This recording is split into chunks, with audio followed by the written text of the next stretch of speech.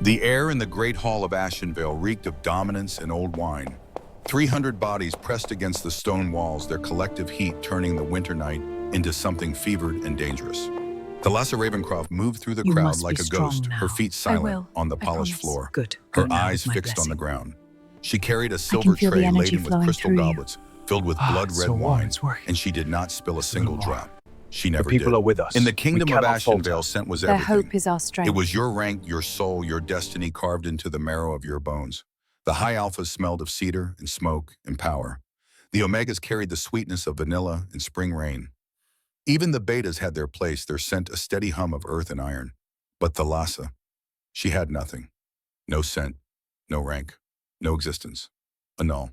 She was 23 years old and invisible. The great hall blazed with torchlight and the glow of 100 candles, their flames casting writhing shadows across the vaulted ceiling. The massive oak table at the center groaned under the weight of roasted venison, honey-glazed pheasant, and towers of winter fruit. This was the full moon gathering the night when the pack came together to celebrate their strength, their unity, their place in the world. Thalassa served them all, and none of them looked at her. She refilled goblets, cleared plates, and moved between the bodies with practiced precision. Her hands were steady, her face was a careful blank. She had learned long ago to make herself small, to fold inward until she was nothing more than a shadow in a room full of fire. At the head table sat the nobles. Lord Mordain, the High Counselor, his silver hair swept back from a face carved from granite. Beside him, Lady Amaryllis, a vision in crimson silk, her blonde hair cascading over bare shoulders. She was a high alpha from the northern wastes, brought here to forge an alliance through marriage. Her scent was intoxicating, a blend of wild roses and frozen pine that made every alpha in the room turn their heads. And at the very center, the empty throne, carved from black obsidian, its high back etched with the sigils of the Nightshade bloodline. Empty because the Alpha King did not attend gatherings anymore. He had not attended anything in months. Thalassa moved toward the high table tray balanced on one hand. Lady Amaryllis's goblet was empty, the ruby wine staining the bottom like old blood. Thalassa reached forward, careful not to meet anyone's eyes, and began to pour. A hand shot out, gripping her wrist. Thalassa froze. Clumsy creature. The voice was sharp, cold, dripping with contempt. Matron Oleander loomed over her, the head of the household staff, a woman built like a mountain and twice as unyielding. Her graying hair was pulled into a severe knot, and her eyes were the color of stone. You spilled wine on Lady Amaryllis's gown. Thalassa's breath caught. She looked down. The tray tilted slightly in her other hand, a single drop of wine rolling down the side of the decanter. But Lady Amaryllis's gown was pristine, unmarked. I didn't. Are you calling me a liar? Matron Oleander's grip tightened, her nails digging into Thalassa's skin. The hall went silent. 300 pairs of eyes turned toward them. Thalassa felt the weight of their stares like a physical thing pressing down on her shoulders, stealing the air from her lungs. Lady Amaryllis leaned back in her chair, a slow smile curving her lips. It's fine, Matron. The girl meant no harm. But Matron Oleander did not let go. She is a defect, a stain on this household. And tonight, under the blood moon, we cannot afford mistakes. Thalassa's heart hammered against her ribs.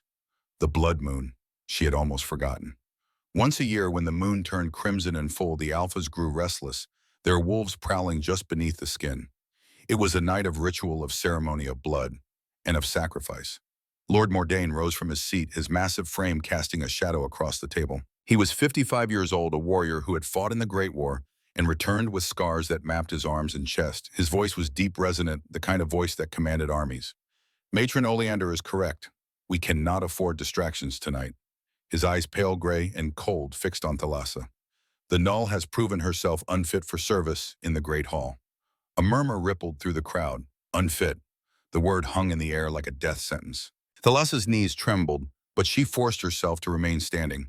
She would not kneel. Not here. Not in front of them. She should be exiled, someone shouted from the back of the hall. Send her into the blizzard. Let the cold take her.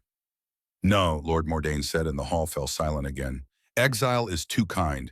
Tonight is the blood moon. The Alpha King requires attendance. The temperature in the room seemed to drop 10 degrees. Attendance. Everyone knew what that meant. The king's chambers were forbidden during the blood moon. The feral madness took him, turned him into something monstrous, something that could not be controlled. Those who entered did not return. Matron Oleander's smile widened. On your knees, girl. Thalassa's legs gave out. She sank to the stone floor, the tray clattering beside her wine, spilling across the polished surface like a pool of blood.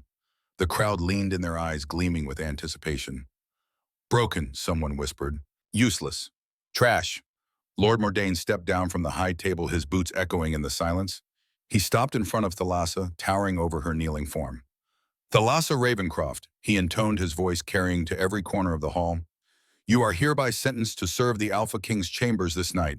Should you survive until dawn, you may return to your duties. Should you not, he paused, letting the implication hang.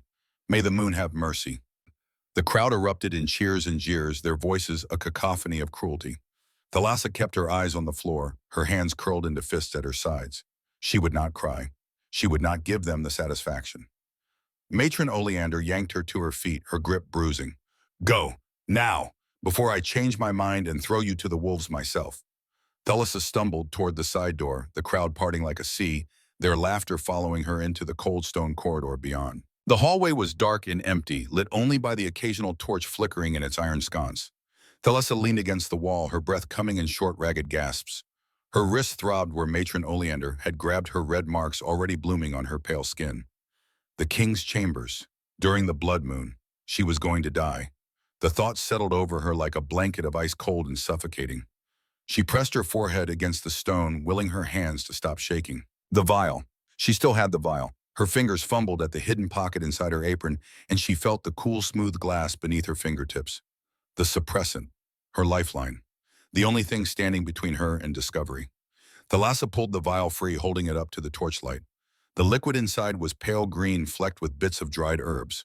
Bitter chamomile, crushed lavender, and the rarest ingredient of all, silverbark root, harvested under a new moon. It was the recipe her mother had taught her, whispered in the dark when Thalassa was just a child. Her mother. The memory hit her like a physical blow, sharp and sudden. She closed her eyes, and suddenly she was 8 years old again, standing in the shadows of the execution square. 15 years ago, the sky was gray, choked with smoke from the pyre. Thalassa crouched behind a stack of barrels, her small hands pressed over her mouth to muffle the sound of her sobs. The crowd had gathered in the square, hundreds of them, their faces twisted with fear and fascination. At the center, bound to a wooden stake, was her mother. Alara Ravencroft was beautiful even then. Her dark hair fell in waves around her shoulders, and her eyes, the same deep amber as Thalassa's, were calm. She did not scream. She did not beg. Lord Mordain stood at the front of the crowd, a scroll in his hands. He was younger than his hair, still dark, but his face was just as hard. Alara Ravencroft, he read, his voice carrying over the square. You stand accused of blood sorcery, of using forbidden arts to manipulate the natural order. The council has found you guilty. The sentence is death by fire. A murmur ran through the crowd. Blood sorcery. The words were a curse, a condemnation. Alara lifted her chin. I am no sorceress, Lord Mordain. I am a healer. I ease pain. I save lives. You corrupt them, Mordain snapped. Your kind creates bonds that make alphas weak dependent. My own brother fell to such weakness.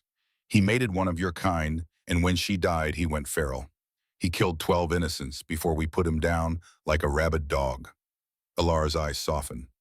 I am sorry for your loss, my lord. But love is not a curse. Love? Mordain's laugh was bitter. You call it love. I call it poison.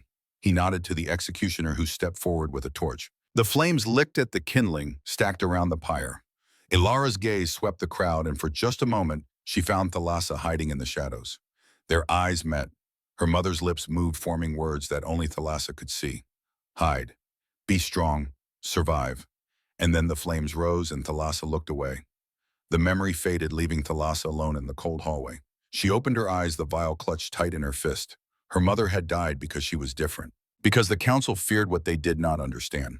Thalassa had spent 15 years hiding, suppressing her true nature, pretending to be nothing. A null, a ghost. But tonight, under the blood moon, there was no more hiding. She pushed herself off the wall and began the long walk toward the king's wing.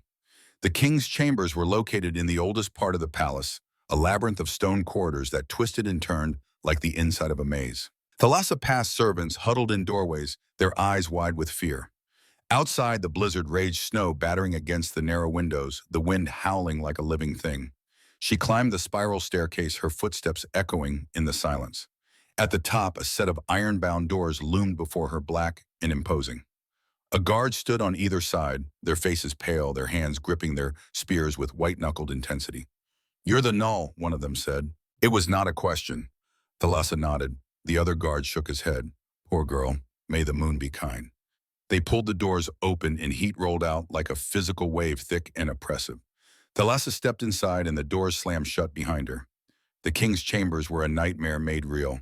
The air reeked of ozone and old blood, a smell so thick it coated the back of her throat. The fire in the hearth roared flames leaping high, but the heat did nothing to dispel the chill that crept down Thalassa's spine. The room was massive with vaulted ceilings and walls lined with weapons. Swords, axes, and shields, all of them stained with rust or blood or both. And at the center, hunched over a massive mahogany desk, was the Alpha King, Caliph Nightshade. Thalassa had never seen him up close. She had only glimpsed him from afar, a towering figure in black, his face shadowed by the hood of his cloak. But now in the flickering firelight she saw him clearly. He was a monster. His shirt was discarded, revealing a back mapped with silver scars. They crisscrossed his skin like a spider's web, some old and faded, others still pink and raw. His muscles were corded, bunching and flexing as he gripped the edges of the desk so hard the wood began to splinter. But it was the veins that made Thalassa's blood run cold. Black veins, thick and pulsing, crawled up his neck like the roots of some poisonous plant. They spread across his shoulders, down his arms, and when he turned his head slightly, she saw them reaching toward his jaw. Shadow poison. She had heard the stories. A cursed blade from the Great War 10 years ago when Ashenvale had fought against the Eastern Kingdoms. The blade had pierced Calith's chest, and though the wound had healed, the poison had remained festering, feeding on his alpha rage. He was dying, slowly, painfully. A low growl rumbled from his chest, vibrating through the floor. Thalassa froze her hand instinctively, reaching for the vial in her apron. "Leave." The word was a rasp, barely human. His voice was gravel and pain, the sound of something breaking. Thalassa swallowed hard. I have your evening tray, Your Majesty." Oh, another growl, deeper this time. "I said leave, now, or I will tear you apart." She should have run. Every instinct screamed at her to turn around, to flee, to escape before it was too late. But her feet would not move. She stood rooted to the spot, her eyes fixed on the black veins spreading across his skin. The shadow poison. The mark was over his heart, a pulsing web of darkness that seemed to throb in time with his heartbeat. She could see it from here, a sickly purple glow beneath the surface of his skin. Thalassa took a step forward. "Your Majesty," she said, her voice trembling. "The poison. It's spreading." Calith's head snapped up. His eyes were no longer human. They were molten gold, burning with a feral intensity that stole the breath from her lungs. His pupils were slits like a wolf's, and they locked onto her with predatory focus. "What did you say?" Thalassa's courage faltered, but she forced herself to speak. "The mark. Over your heart. It's worse than it was." He stared at her for a long moment, his chest heaving, his hands still gripping the desk. Then slowly he straightened. He was massive, easily 6 feet 4 inches, his frame broad and powerful despite the poison eating him alive. "How would you know?" he demanded. "I—" Thalassa hesitated. "I've studied healing. My mother was a healer." A bitter laugh escaped him. "A healer, of course. And what makes you think you can help me, a girl dozens have tried? All of them failed." "I don't know if I can," Thalassa admitted, "but I can try." For a moment, something flickered in his eyes, something almost human, but then the feral rage surged back and he snarled, his teeth bared. "Get out!" Thalassa took another step forward, her heart pounding so hard she thought it might burst. She reached into her apron, pulling out the small leather satchel she kept hidden there. Inside were dried herbs, bandages, a few glass vials of tincture, and the suppressant. Her fingers brushed the cool glass and she pulled it free, holding it up to the firelight. The pale green liquid shimmered, catching the glow of the flames. Calith's eyes narrowed. "What is that?" "A sedative," and she lied. "It might help with the pain." He laughed again, harsh and broken. "Nothing helps with the pain." But even as he spoke, his gaze lingered on the vial. Thalassa moved closer, step by careful step, until she was standing just a few feet away. She could feel the heat radiating from his skin, the raw power coiled beneath the surface. She set the tray down on the edge of the desk, her hands shaking. The vial slipped from her fingers. Time slowed. The glass tumbled through the air, glinting in the firelight. Thalassa reached for it, but her hand closed on empty air. The vial struck the stone hearth with a sharp crack, and the glass shattered into 1,000 glittering pieces. The bitter smell of herbs evaporated instantly, rising like smoke. And then something else bloomed. It started as a whisper, a faint thread of scent that curled through the air. Wild winter jasmine, sweet and sharp, mixed with the rich warmth of ancient honey. It was delicate and powerful all at once, a scent that did not belong in this world of stone and blood. Thalessa gasped, her hand flying to her mouth. Number. Kayla's head snapped up. His nostrils flared and his entire body went rigid. The growl in his chest died. The room fell into absolute silence. Thalassa stood frozen, her heart hammering, her mind racing. The suppressant, the only thing keeping her scent hidden, gone, shattered on the floor. And now he could smell her. Caliph moved. One moment he was across the room and the next he was there looming over her, his massive frame blocking out the firelight. Thalessa stumbled back, but he was faster. His hand shot out, slamming against the door behind her head, the impact rattling her teeth. He leaned down, his face inches from hers, and inhaled. It was a long, shuddering breath, as if he were pulling the very soul out of her body. His eyes fluttered closed, and for the first time since she had entered the room, the tension in his shoulders eased. "What are you?" he whispered. Thalassa's breath came in short, shallow gasps. "I'm nothing. I'm a null. Please, Your Majesty, let me go." A null. His eyes opened, and they were no longer feral. They were human, clear, and filled with something that looked like wonder. "You lie." His other hand came up, fingers brushing against her throat. Not squeezing, just resting there, his thumb tracing the line of her jaw. His skin was rough, calloused from years of holding a sword, but his touch was almost gentle. "You smell like the end of my madness," he murmured. Like silence after a decade of screaming. Thalassa's knees threatened to buckle. She could feel the heat of him, the raw power coiled in every muscle. But beneath that, she felt something else. A pull, a connection. It was electric, thrumming through the air between them, setting her nerves alight. Calith's hand moved from her throat to her jaw, tilting her face up. His thumb brushed over her cheek, and the moment their skin met, a spark erupted. Golden light flared between them, bright and blinding. Thalassa cried out, and Calith jerked back, staring at his hand as if it had betrayed him. The light faded, but the feeling remained. A warmth spreading through Thalassa's chest, sinking into her bones, wrapping around her heart. "No," she breathed. "No, this can't be mine." The word was a growl, possessive and absolute. Caliph stepped forward again, his hand cupping the back of her neck, his fingers tangling in her hair. "You're mine," he said, his voice rough with wonder and disbelief. "My mate, my wolf knows, even if you don't." Thalassa shook her head, tears blurring her vision. "I'm not. I can't be." But even as she spoke, she felt it. The bond, snapping into place like a lock clicking shut. Invisible chains wrapping around her soul, binding her to this man, this alpha, this king. "You're not leaving," Caliph said, his voice dropping to a low rumble. "Not tonight, not ever." His mouth descended toward hers, and Thalassa's world tilted on its axis. The kiss did not come. At the last moment, a sharp knock echoed through the chamber. Caliph froze his lips, a breath away from hers, and snarled. "What?" The door creaked open, and Lord Mordain stepped inside, flanked by 4 council members. Their faces were pale, their eyes wide as they took in the scene before them. The Alpha King, half-dressed and feral, holding a null maid against the door. "Your Majesty," Mordain said, his voice carefully neutral. "We heard reports. We came to ensure your safety." Caliph did not move. His hand remained on Thalassa's neck, his body shielding hers from view. "I am fine." "With respect, Your Majesty, you do not appear fine." Mordain's gaze flickered to Thalassa, and his eyes narrowed. "What is she doing here?" "She brought my evening tray." "And stayed?" Mordain took a step forward. "Your Majesty, this is highly irregular. The girl is a null. She has no business in your private chambers." Caliph's grip on Thalassa tightened, his fingers pressing into her skin. "She stays." The council members exchanged glances. Mordain's jaw tightened. "Your Majesty, the blood moon affects all alphas. Your judgment may be compromised." "My judgment," Caliph said, his voice dropping to a dangerous growl, "is perfectly clear." Thalassa could feel the tension in the room, thick and suffocating. She forced herself to speak, her voice small but steady. "I administered a sedative, my lords." His Majesty collapsed. "I was ensuring he did not harm himself." The lie came easily, smoothly. Mordain's eyes narrowed further, but he did not challenge her. "A sedative," he repeated. "And where did you acquire such a thing, girl?" "My mother was a healer," Thalassa said, lifting her chin. "She taught me." Mordain's expression darkened. "Your mother, Alara Ravencroft." The name hung in the air like a curse. Thalassa's heart sank. "Yes, my lord. The woman executed for blood sorcery."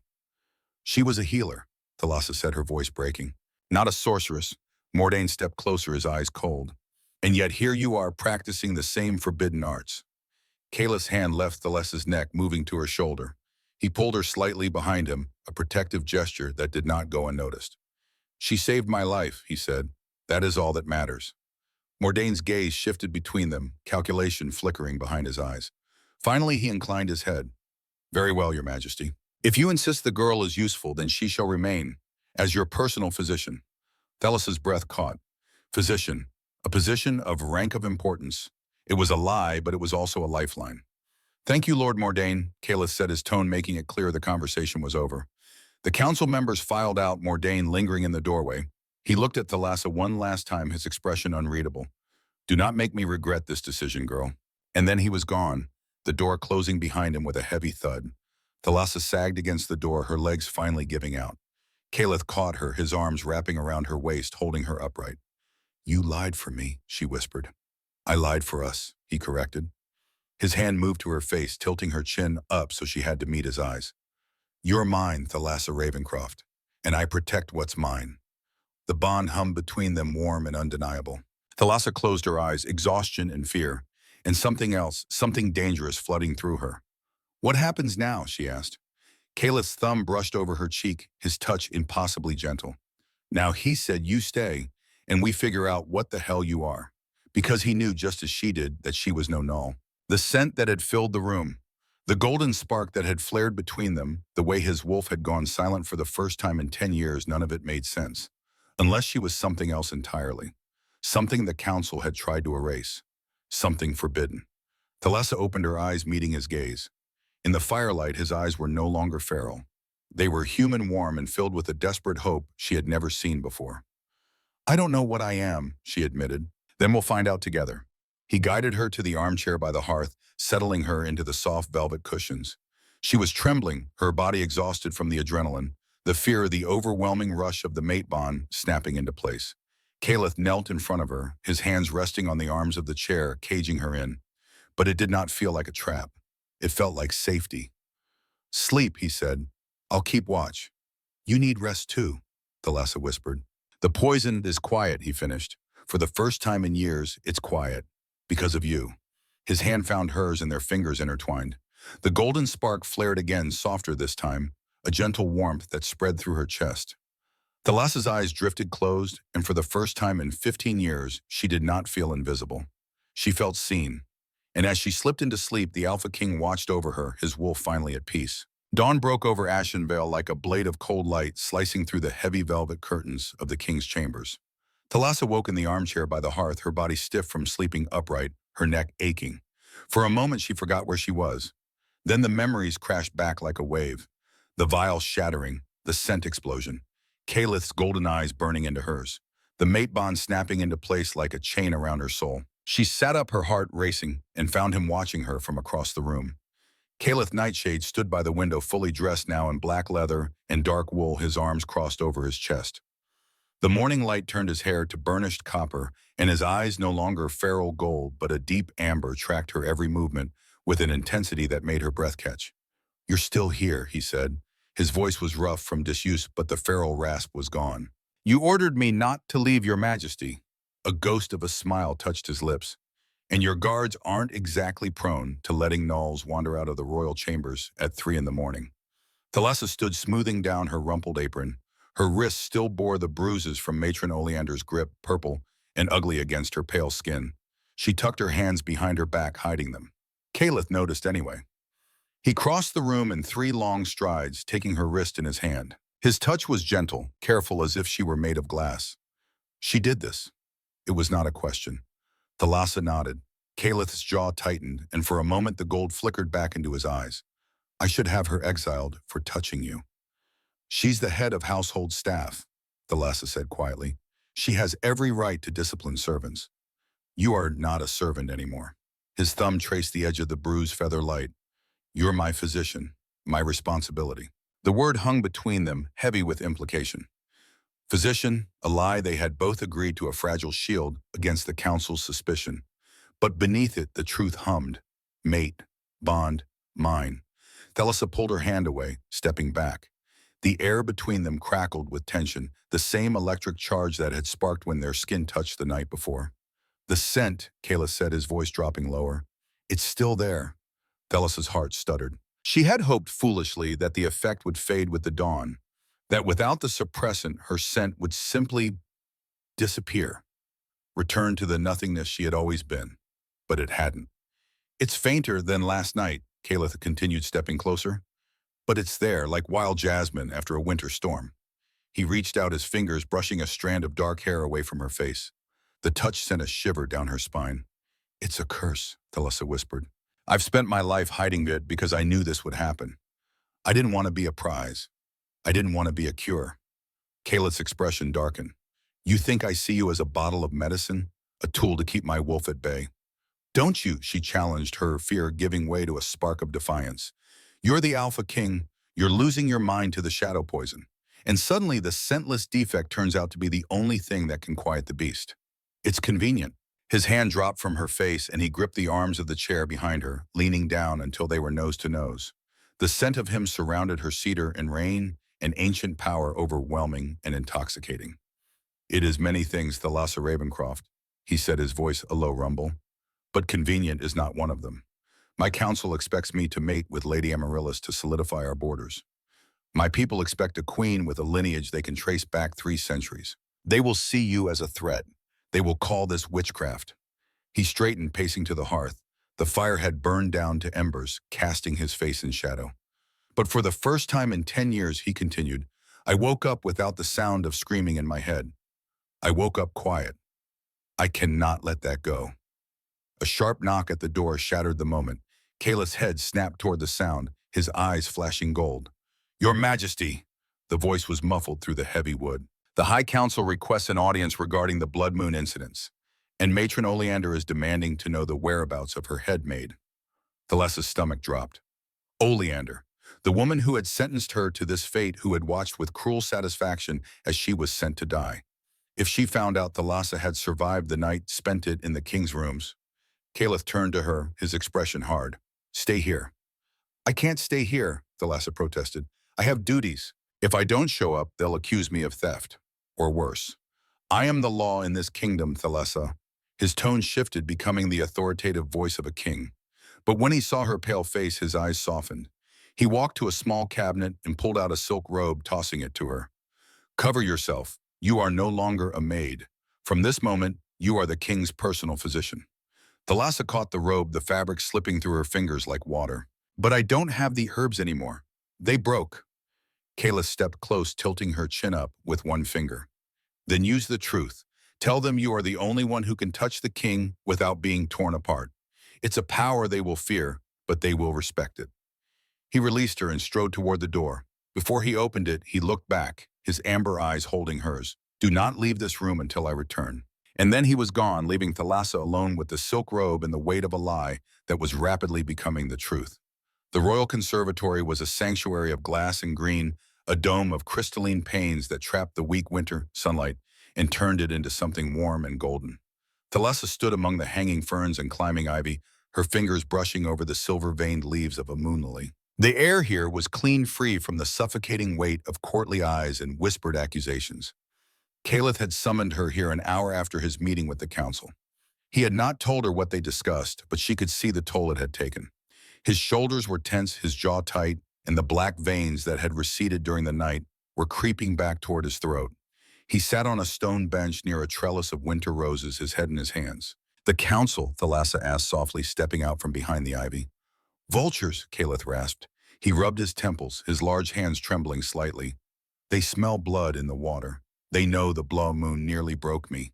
They're already discussing a regency, already picking out which of them will sit on my throne while I rot in a padded cell. Thalassa walked toward him, her instincts as a healer overriding her fear.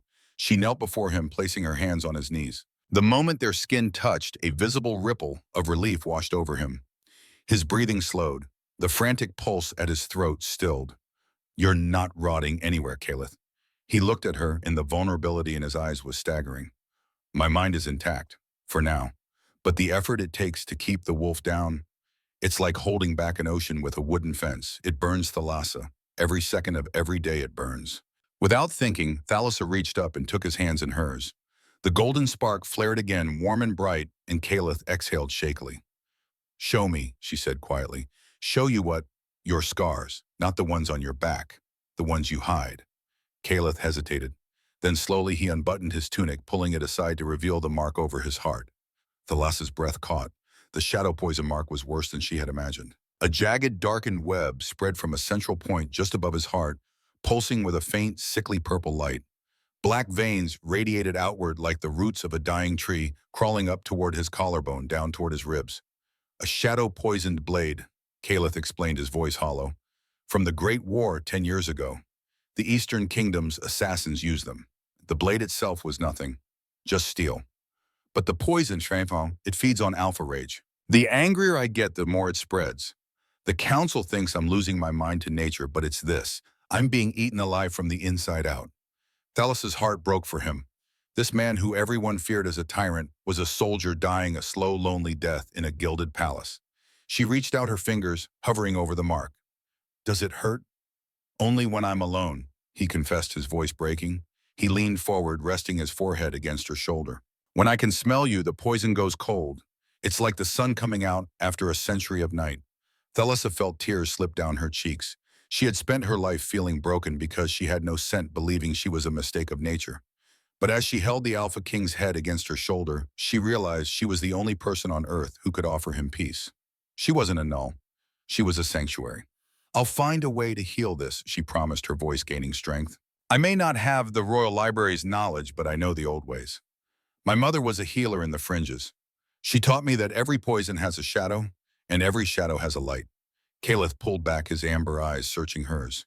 For the first time, there was no dominance in them, only profound, aching gratitude. "Why are you doing this, Thalassa? I took you captive. I forced you into this lie." "Because," she said, wiping her eyes and offering him a small, shaky smile, "I know what it's like to be a monster in the eyes of everyone else, and I know you're not one." He cupped her face in his hands, his thumbs brushing away her tears. He leaned in, and Thalassa's breath hitched. This was it, the kiss that had been interrupted the night before. His lips were an inch from hers, his breath warm against her skin. "When I kiss you, Thalassa," he whispered, his voice rough with desire and restraint, "I won't stop until you're claimed before the entire pack. I won't stop until everyone knows you're mine." Her heart thundered in her chest. She closed her eyes, tilting her face up. The crash of shattering glass echoed through the conservatory. They both turned to see Matron Oleander standing by the entrance, a basket of fallen rose petals at her feet. Her face was twisted in a mask of pure vitriolic hatred. "So," the head maid hissed, her eyes darting between Thalassa's hands on the king's bare chest and Caliph's half-dressed state.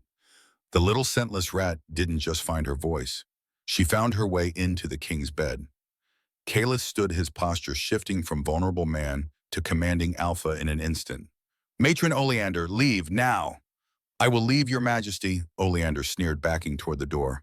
"But the council will be very interested to know that their king is being healed by a servant who practices the dark arts of seduction." She turned and fled, her footsteps echoing down the marble corridor. The peace of the conservatory vanished, replaced by the cold weight of coming storm. Thalassa looked at Caliph, dread settling in her gut. "She's going to tell them," she whispered. Caliph pulled his tunic, closed, his jaw set. He looked at her, his gaze once again the cold, hard steel of a king. "Let her. I'm tired of hiding, Thalassa. If they want a war, I'll give them one. But they will not take you from me." The throne room was a cavern of cold marble and echoing judgment. High above stained glass windows depicted the history of the Nightshade lineage. Great wolves tearing through enemies, alphas standing victorious over fallen kingdoms. But today the atmosphere felt less like a celebration of power and more like an execution. Thalassa stood in the center of the floor, stripped of her physician's coat and forced back into the simple drab linen of a maid. It was a calculated move by the High Council, a reminder of her place. Standing in a semicircle before her were 5 elders, their scents heavy with old parchment, sour musk, and sharpening aggression that made her hair stand on end. Lord Mordain stood at the center, his silver hair gleaming in the dim light, his face carved from stone. Behind her, elevated on the black obsidian throne, sat Caliph. She could feel the weight of his gaze on her back, but she did not turn. She knew if she saw the pain in his eyes, her courage would fail. "Thalassa Ravencroft," Mordain began, his voice like dry leaves skittering over stone. "A null. a shifter with no scent, no rank, and until 2 days ago, no voice. You stand accused of high seduction and the use of forbidden scent magic to manipulate the Alpha King's mind. I have used no magic, Thalassa said. Her voice was small, but it did not waver. Matron Oleander testifies that she found you in a state of undress with His Majesty. Mordain continued, a cruel sneer curling his lip. She claims the air was thick with a scent that should not exist. How does a scentless girl suddenly smell like a siren's trap, unless you are using blood alchemy to mask your true nature? It wasn't alchemy, Thalassa said, her hands clenching at her sides. I was hiding. I used herbs to suppress my heat because I didn't want to be a pawn in your games. I am not a null. I'm different. A ripple of mocking laughter went through the room. Different, Mordain repeated, his tone dripping with contempt. You are a servant who saw an opportunity to bet a king while he was weak. Enough. The sound of Calith's voice was like a thunderclap. He stood from the throne, his presence filling the room until the air felt thin. He descended the steps, his boots clicking rhythmically on the marble, until he stood directly behind Thalassa. He did not touch her, but the heat of him was a shield at her back. Lord Mordain, Calith said, his voice dangerously low. You speak of my weakness as if it is a political talking point. You forget that while I fought the Shadow War on the front lines, you were tucked away in your libraries counting your gold and your grievances. Mordain's jaw tightened, but he held his ground. With respect, Your Majesty, the law is clear. A king must mate with an alpha or a high omega to ensure the strength of the bloodline. To take a thing like this as a consort is to invite the collapse of our biology. A thing, Calith repeated, his eyes beginning to swirl with molten gold. You dare call her a thing in my presence? She has bewitched you, Your Majesty, Mordain argued. The law demands you undergo the ritual of purging, or we will be forced to declare you unfit to rule. The threat hung in the air like poison fog. Declaring a king unfit during a blood moon cycle was a death sentence. He would be stripped of his title and left in the feral woods to be hunted by his own guards. Thalassa felt the tremor in Calith's aura. The shadow poison over his heart was reacting to his anger, the purple light beginning to bleed through the fabric of his shirt. He was reaching his limit. You want a ritual of purging? Calith asked, his voice dropping to a growl. Fine, but we shall do it the old way, by the blood trial. The council went silent. The blood trial was an ancient, brutal test where a mate's worth was proven through a physical and spiritual link. If the bond was false, both would die. If it was true, the council's authority was permanently revoked. Calith, no, Thalassa whispered, turning to look at him. You're too weak for the trial. The poison will kill you. Calith looked down at her, a sad, beautiful smile touching his lips. He reached out his thumb, brushing a tear from her cheek. I would rather die in the trial with you, Thalassa, than live 1,000 years as a king without you. He turned back to the council, his voice booming through the hall. 3 days from now, under the waning moon, Thalassa Ravencroft will prove she is no null, and I will prove she is my queen. If we fail, the throne is yours. If we succeed, Lord Mordain, you will be stripped of your titles and exiled. Mordain's eyes widened, a flicker of fear crossing his face, but he nodded slowly. Accepted. Guards, take the girl to the high tower. She is to have no contact with the king until the trial begins. 2 guards stepped forward, gripping Thalassa's arms. She looked up at Calith, her heart screaming. He leaned in his lips, brushing her ear one last time. Don't stop breathing my name, Thalassa. I'll find you in the dark. And then she was pulled away, dragged from the throne room, leaving Calith standing alone in the center of the vultures, the shadow over his heart pulsing like a dying star. The high tower was less a room and more a cage of stone and wind. Perched at the highest point of the palace, the air was thin and bitingly cold. Thalassa paced the small circular floor, her footsteps echoing the frantic rhythm of her heart. Below, the kingdom looked like a toy set of flickering torches and shadows, but her eyes were fixed on the royal wing where she knew Calith was struggling against the encroaching darkness of the shadow poison. I can't just sit here, she whispered to the empty air. If he goes into the blood trial with that poison in his veins, he won't survive the first minute. She turned her attention to the only belongings the guards hadn't stripped from her, a small leather pouch of dried herbs she had managed to hide in the hem of her skirt. She emptied them onto a stone table. Crushed lavender, dried sage, a few withered petals of moonlily. It was a healer's kit for a common cold, not a remedy for a king's curse. Desperate, Thalassa began to search the room. The high tower had once been an observatory for the kingdom's mages before the wars, before the council had deemed magic too dangerous. In the corners, hidden under layers of dust and cobwebs, she found old jars of minerals and forgotten scrolls. She pulled out a crumbling piece of parchment, her hands trembling. It wasn't a spell, It was a biological chart of the primal Omega. No, not Omega. Scent Eater. Thalassa's breath caught as she read the ancient script. The text explained that a null wasn't missing a scent. They were scent eaters. Their bodies acted as natural filters designed to absorb and neutralize the excess aggression and toxic energy of their alpha counterparts. I'm not just a match for him. Thalassa realized, her hands shaking. I'm his antidote. The realization hit her like a physical blow. The reason Kaleth felt peace in her presence wasn't just because she smelled good. Her very biology was pulling the shadow poison out of him, filtering it, purifying it. But the process was incomplete. For a permanent cure, she needed to trigger a complete synthesis, a rare event where the scent eater willingly takes the full weight of the alpha's curse into their own body to purify it. Blood synthesis. But she was locked in a tower, and Kaleth was being guarded by men who wanted him dead. Suddenly, a small scratching sound came from the window. Thalassa spun around to see a small gray wolf pup squeezing through the iron bars. Around its neck was a silk ribbon stained with a drop of black oily blood. Kaleth's blood. She knelt and untied the ribbon. The blood on it throbbed with a sickly purple light. The poison was reaching his heart. If she didn't act tonight, there would be no king left to stand trial. Listen to me, she whispered to the pup, her voice thick with urgency. You have to get back to him. Tell him to open the ventilation shafts. Tell him I'm coming. The pup tilted its head, then turned and squeezed back through the bars, disappearing into the night.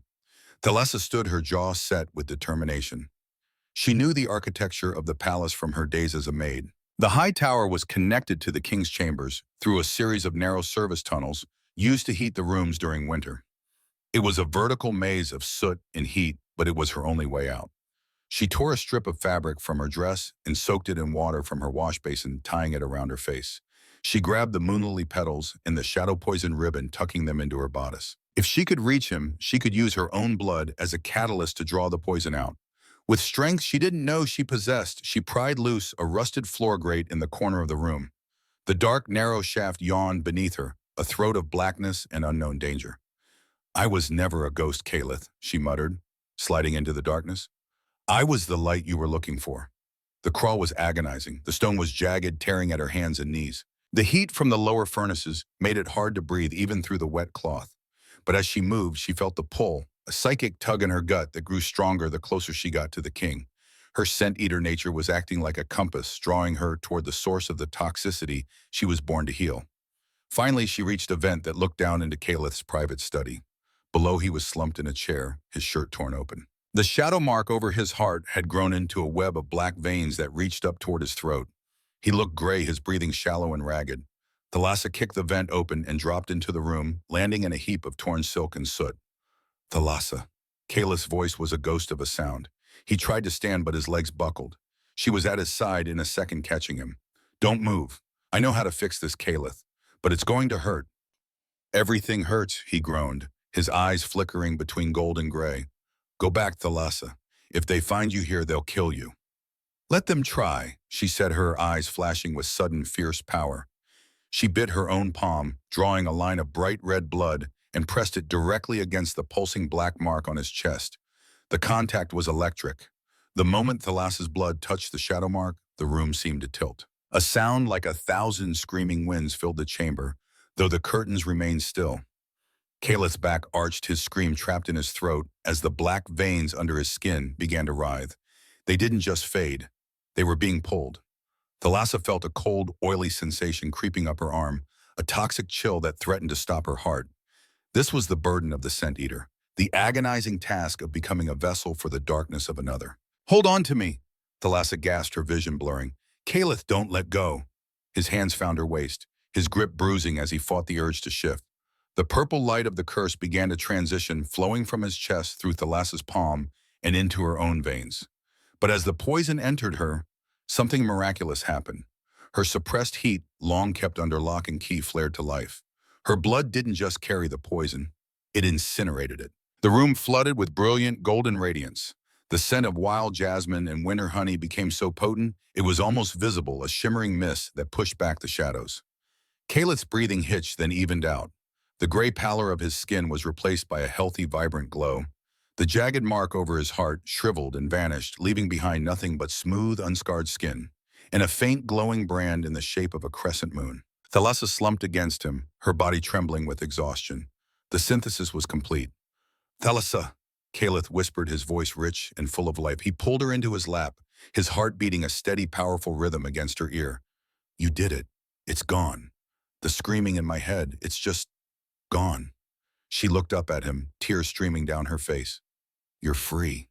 We're free, he corrected, and then his mouth descended on hers. The kiss was everything the interrupted moments had promised and more.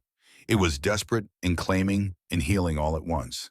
His hands tangled in her hair, pulling her closer, and Thalassa melted into him, the bond between them singing with completion. When they finally broke apart, both breathing hard, Caliph rested his forehead against hers. You are mine, Thalassa Ravencroft.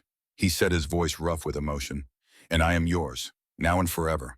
The crescent moon brand on his chest glowed softly, pulsing in time with the matching mark that had appeared over her own heart. They were bonded, truly, completely, and nothing would ever tear them apart. The sanctuary of their kiss lasted only moments. The heavy doors to Caliph's study were kicked open with a violence that shook the walls. Lord Mordain stood in the threshold, flanked by a dozen royal guards, their silver armor gleaming in the firelight. Behind them, Matron Oleander, her face twisted with triumphant malice. Treason, Mordain bellowed, pointing a shaking finger at them. The girl has escaped her tower and used blood magic to assault the king. Guards seize her, execute her on the spot. The guards hesitated. They weren't looking at a weak and dying king anymore. They were looking at a man who radiated power so immense the air around him hummed with it. Caliph stood, lifting Thalassa effortlessly in his arms, as if she weighed nothing, holding her against his chest like a precious treasure. Step back, Caliph commanded. It wasn't just a king's order. It was the Alpha's command, pure and absolute. The guards' knees buckled, their wolves instinctively bowing to the dominance in his voice. Two of them dropped their spears, hands going to their throats as if an invisible force was choking them. She has bewitched you, your majesty. Oleander shrieked, her voice shrill with desperation. Look at the air. It's foul with her scent. Foul, Caliph stepped forward, and the golden mist of Thalassa's essence swirled around him like a royal cloak. You are blind, woman. This is the scent of the High Omega. This is the scent of the woman who just saved your king and your kingdom from a curse you were too cowardly to acknowledge. Lord Mordain's face went pale as he noticed the missing mark on Caliph's chest. The shadow poison that had been devouring the king for 10 years was gone. In its place, smooth skin and a faint glowing crescent moon brand. That is impossible, Mordain whispered. The shadow poison cannot be cured. Every healer in the kingdom tried, every mage, By your laws, perhaps, Caliph interrupted, his voice cold as winter steel. But Thalassa Ravencroft does not follow your laws. She is a scent eater, a peace bringer. The very legend your ancestors tried to erase so you could keep your alphas in a state of perpetual war. Thalassa stirred in his arms, her eyes fluttering open. She looked at the council members, at the guards with their weapons half raised, at Mordain's expression of dawning horror. And she felt no fear. I am not a defect, she said, her voice echoing through the study. And I am not a prize. I am the balance you tried to destroy. She pushed gently against Caliph's chest, and he set her down, though his hand remained at her waist, steadying her. Thalassa stepped forward, her bare feet silent on the cold stone, and faced Lord Mordain. 20 years ago, she said, her voice steady and clear, you ordered the execution of every scent eater in Ashenvale. You called it the Purge. You burned them at the stake and called it justice. Mordain's jaw clenched, but he did not deny it. My mother was one of them, Thalassa continued. Alara Ravencroft. She was a healer. She saved lives. And you burned her alive while I watched from the shadows. A collective gasp went through the guards. Even Oleander took a step back, her triumph fading into uncertainty. I did what I had to do, Mordain said, but his voice lacked conviction. My brother made it a scent eater. The bond made him weak. When she died in childbirth, he went feral. He killed 12 innocents before we had to put him down like a rabid animal. I couldn't let that happen again. I couldn't watch another alpha destroy himself for a false bond. False? Thalassa's voice rose fierce and unbreaking. You think what your brother felt was false? You think his grief, his love, his loss, all of it was a lie? I think it made him vulnerable, Mordain shot back. And vulnerability kills, girl. I've lived long enough to know that. You've lived long enough to become a murderer, Thalassa said. She pulled the ancient scroll from her bodice, the one she had found in the high tower. Scent eaters are not witches. We're biological harmony. We absorb the toxins that rage creates. We are the cure to the madness you fear so much. She held up the scroll, her hand shaking but her voice strong. You didn't purge us because we were dangerous. You purged us because you were afraid of peace. The silence in the room was absolute. Lord Mordain stared at her, and for the first time something cracked in his granite expression. Pain. Old Buried never acknowledged pain. I gave your mother a quick death, he said quietly. She begged for mercy, and I granted her a blade instead of the pyre. That was all the kindness I could spare. The lass's breath hitched, tears blurring her vision. You think that makes it right? No, Mordain said, but it was all I could do and still sleep at night. Caliph moved to stand beside Thalassa, his hand finding hers.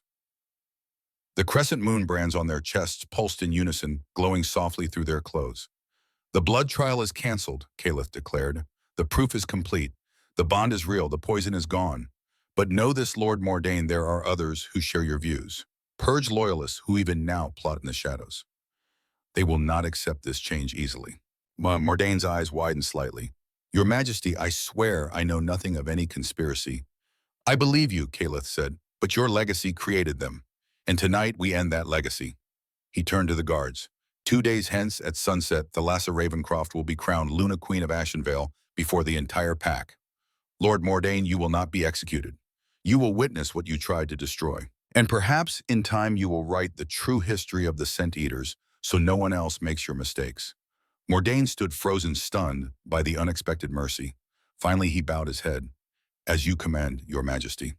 Caliph's gaze shifted to Matron Oleander, and all warmth vanished from his eyes. You, however, showed no grief, only cruelty. You are stripped of your rank and exiled from Ashenvale. You will leave tonight and never return. Oleander's face went white. Your Majesty, please. Take her, Caliph said to the guards. Now. 2 guards seized Oleander by the arms and dragged her from the room, her protests fading into the corridor beyond.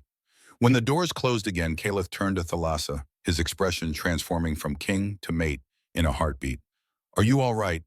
Thalassa nodded, though her legs felt weak. I confronted the man who killed my mother, and I didn't break. No, Caliph said, pulling her into his arms. You didn't break. You became a queen. The next day was a flurry of preparation. Thalassa was moved to the queen's chambers rooms that had stood empty for 2 generations. Seamstresses measured her for a coronation gown. Courtiers taught her the protocols of court. And through it all, Caliph stayed close, never more than a room away, as if afraid she might disappear. But there was one person Thalassa had not seen since the trial. Lady Amaryllis. The High Alpha from the Northern Wastes had been conspicuously absent from all proceedings, until the evening before the coronation when she requested a private audience in the royal gardens. Thalassa found her standing by a frozen fountain, her crimson cloak stark against the snow. Amaryllis turned at her approach, and Thalassa braced for anger, for jealousy, for cruelty. Instead, she saw only resignation. So, Amaryllis said, her voice quiet, the Null who was not a Null, the Scent Eater of legend. She smiled, but it did not reach her eyes. I suppose I should hate you. You took the match that was meant to be mine. I didn't take anything, Thalassa said. The bond chose us. Neither of us had control. Amaryllis nodded slowly. I know. I've seen true mate bonds before, rare as they are. She stepped closer, studying Thalassa's face. You love him, truly. I do. Then you have my blessing for what it's worth. Amaryllis pulled a small velvet pouch from her cloak. This is moonstone from the Northern Wastes. Tradition says it brings clarity to new queens. I had hoped to wear it myself, but she pressed it into Thalassa's hand. It belongs to you now. Thalassa's throat tightened. Thank you, my lady. Just Amaryllis. She turned to go, then paused. Take care of him, Thalassa, and take care of this kingdom. It needs healing more than it needs alliances. And then she was gone, her footsteps crunching through the snow, leaving Thalassa alone with the weight of unexpected grace. 2 days after the blood synthesis, as the sun set over Ashenvale, the capital city transformed into a sea of flickering torches. Thousands of shifters gathered beneath the great balcony of the palace, their murmurs rising like the hum of a disturbed hive. Rumors had spread through the streets like wildfire. The Alpha King had been cured, and the Null Maid was a hidden saint. Inside the palace dressing rooms, Thalassa stood before a floor-to-ceiling mirror, and for the first time in her life, she did not recognize herself. She was no longer wearing the soot-stained rags of a servant. She was draped in a gown of midnight blue silk that shimmered with embroidered silver threads echoing the stars above. The fabric hugged her body and flowed behind her like liquid night. Her dark hair had been washed and braided with white moon lilies, and around her throat, Amaryllis's moonstone gleamed softly.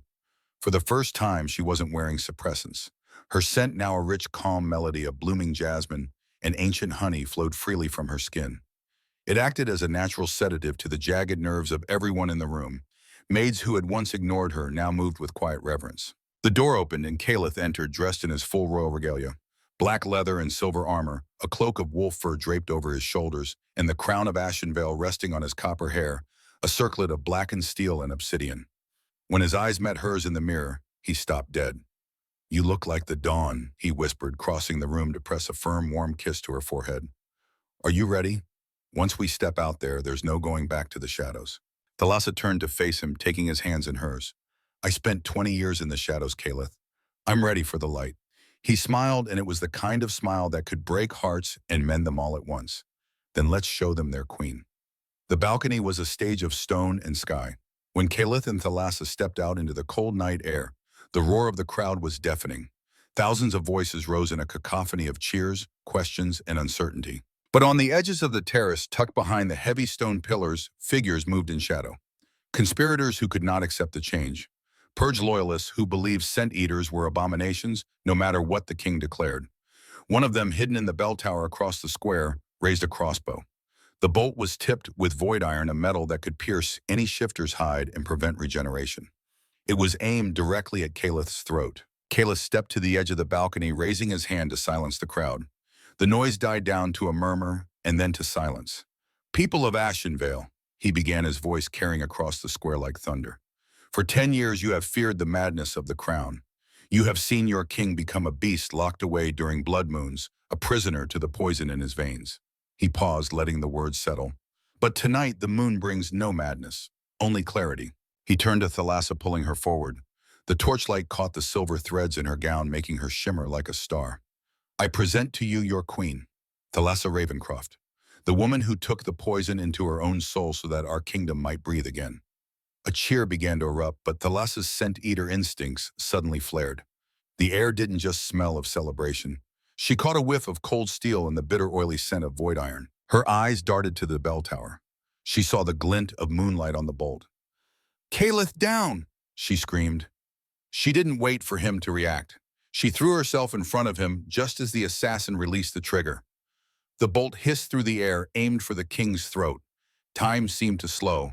Thalassa braced for the impact, but as the bolt entered the aura of her scent, the golden mist around her thickened instinctively. It was a physical manifestation of her protective power, a shimmering barrier of pure Omega energy. The bolt struck the golden haze and shattered into 1,000 harmless splinters, raining down on the balcony like glittering snow. The crowd gasped in a collective breath. Caliph's face transformed from shock to a terrifying primal fury. His wolf didn't break free. It obeyed. With a roar that shook the very foundations of the balcony, he pointed toward the bell tower. "Guards, bring me the coward who dares!" Within seconds, the royal guards swarmed the tower. The assassin tried to flee, but he was cornered, dragged down the stone steps and thrown into the square below. Thalassa stepped to the edge of the balcony, her scent projecting a wave of such absolute crushing truth that every shifter in the square felt it in their bones. The assassin fell to his knees, trembling, his own wolf collapsing in shame inside him. "You tried to kill a king to preserve your lies," Thalassa said, her voice echoing over the square. "But you cannot kill the truth. The era of the Shadow Wars is over. The era of the Purge is over. This is the age of balance." Caliph walked up behind her, placing a heavy protective hand on her shoulder. He looked out at the people, at the thousands of faces turned up toward them. "Behold your queen," he thundered, "the one who protects the protector, the one who will never let darkness rule this kingdom again." The city erupted. It wasn't just a cheer for a new ruler. It was the sound of a broken people finally exhaling, finally believing that peace was possible. A council elder stepped forward with the Luna crown, a delicate circlet of silver and moonstone, ancient and beautiful. Caliph took it and with both hands placed it upon Thalassa's head.